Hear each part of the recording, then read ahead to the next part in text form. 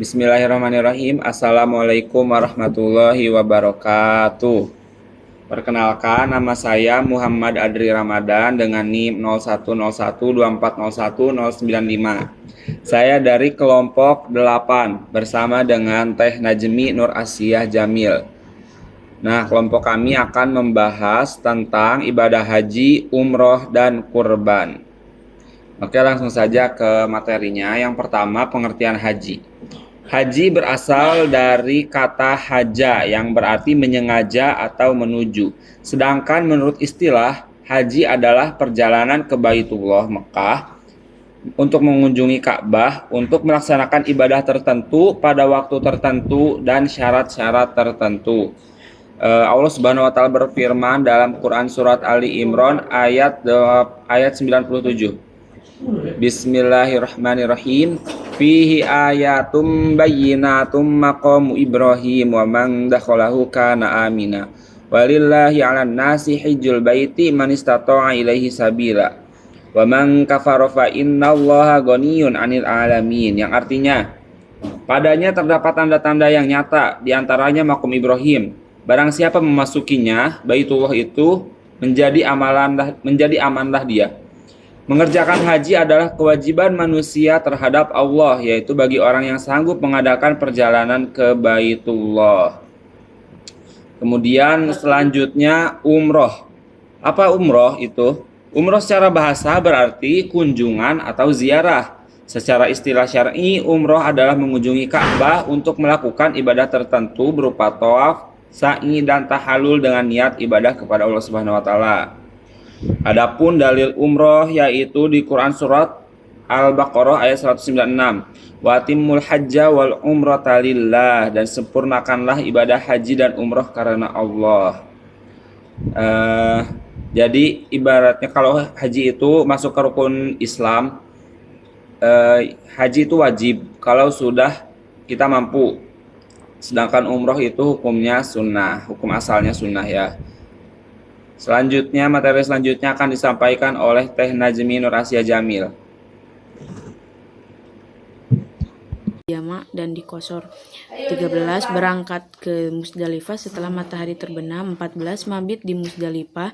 15 melaksanakan sholat maghrib dan isya di Musdalifah. 16 mengumpulkan kerikil untuk melempar jumroh. Hari ke-10 Dzulhijjah atau hari raya.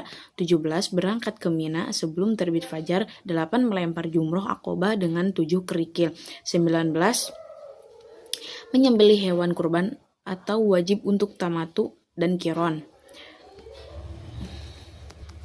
19 menyembelih hewan kurban wajib untuk tamatu dan kiron.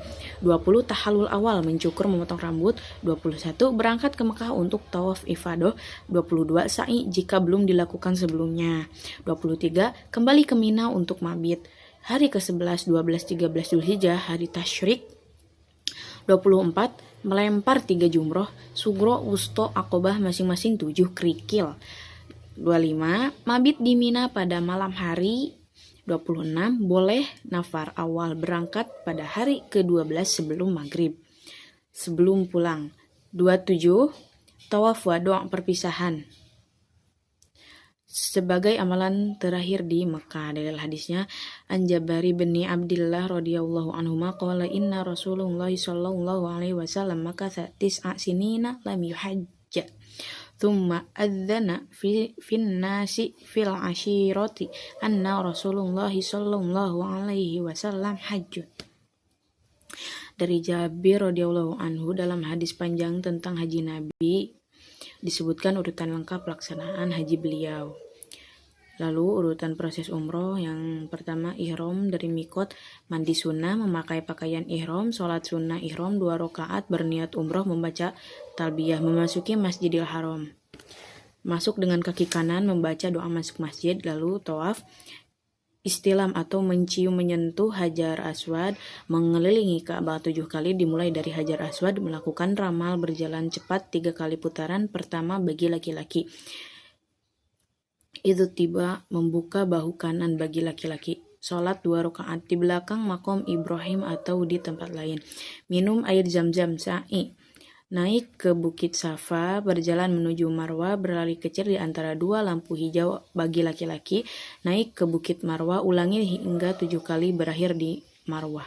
Tahalul, memotong atau mencukur rambut selesai umroh. Dalam hadis, faqala Rasulullah sallallahu alaihi wasallam, "Lau staqbaltu min amri mastadbartu ma ahdaitu, walaula anna ma'i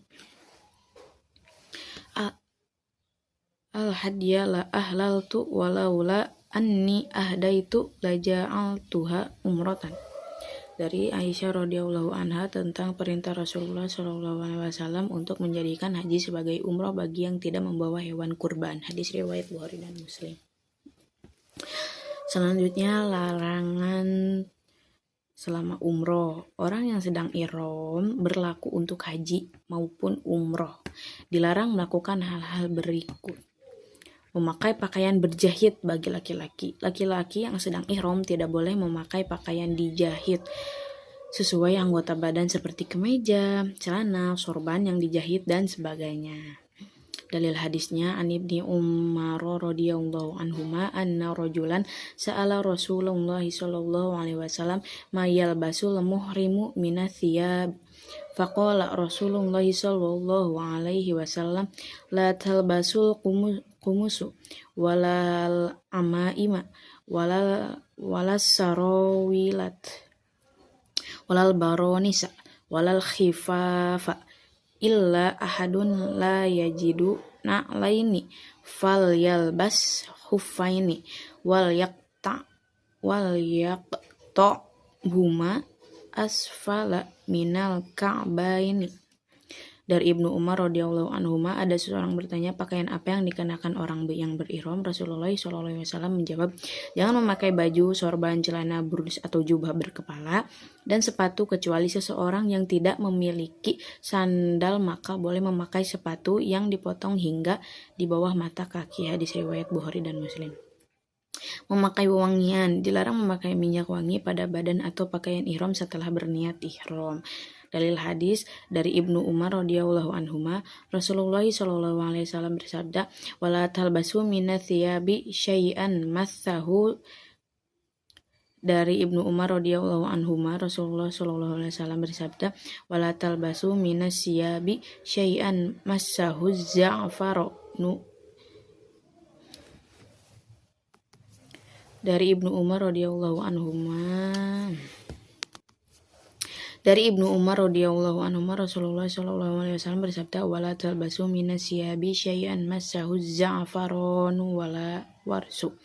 Janganlah orang yang berihram memakai pakaian yang diberi wewangian dengan wars atau sejenis wewangian kuning atau za'faron, kunyit.